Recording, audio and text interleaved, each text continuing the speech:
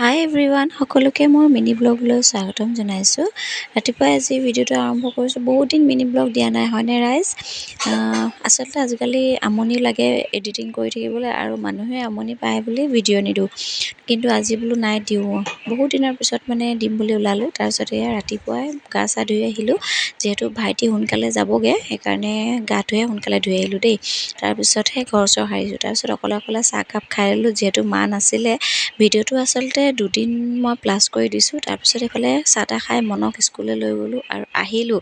আচলতে আজিকালি বেছি স্কুলত ভিডিঅ' নকৰোঁ, কাৰণ মনক স্কুলত থৈ পিনে মই আঁতৰি দিওঁ মানে। তাৰপিছত ঘৰ আহি পাই এয়া দাইল চাইল ধুই লৈছোঁ। মা যিহেতু নাই, অকলে সকলো কাম কৰিব লাগিব।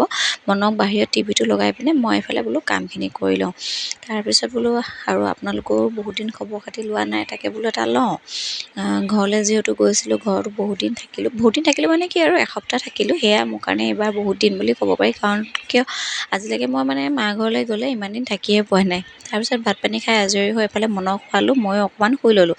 তাৰপিছত আবেলিলৈ এয়া মানুহজনে দেওবাৰ দিনা বজাৰ কৰি অনা এইখিনি বজাৰখিনি বোলো সামৰি লওঁ। দেওবাৰ বজাৰ সামৰি এয়া দেখিছেনে, মই সামৰিব লৈছোঁ, মন মোতকৈ বেছি উস্তাদ মানে, সিহে সামৰাত লাগিছে।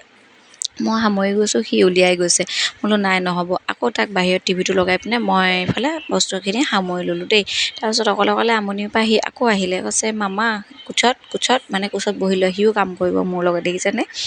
সেই ল'ৰাক এনেকুৱাই আৰু, অকলে এৰিবলৈ মনো নাযায়, নাথাকেও মানে, সি অকলে থাকি একদম বেয়া পায়।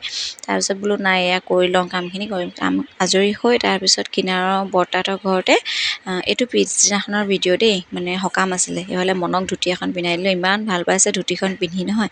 অন্য ল'ৰাৰ নিচিনা নহয়, অন্য ল'ৰাই যেনেকৈ ধুতি পিন্ধি বেয়া পায়, আমাৰ মন তেনেকুৱা নহয় মানে। ধুতি পিন্ধি গোটেই ভকতৰ লগত গৈ কিনো কথা পাতিছে, চবেই যে ভকত ধুতি পিন্ধিছে সেইটো ভাল পাইছে মানে। তাৰপিছত এয়া নাম চাম গাই থৈ হ'ল, তাৰপিছত প্ৰসাদো দিবলৈ হ'ল। প্ৰসাদ চসাদ খাই এইখিনি ভিডিঅ' কৰা নহ'ল, কাৰণ সেইখিনি সময়ত মানে ইমানেই খৰখেদা হ'ল, মোবাইল ক'ত থাকিলে গমেই নাপালোঁ। তাৰপিছত একেবাৰে শেষত আমি ভাত খাব লৈছোঁ, ঘৰৰ মানুহখিনি এয়া দেখিছেনে, সকলো ভকতে খাই মেলি আজৰি হৈ এয়া আমিও খালোঁ। আজিলৈ বাই।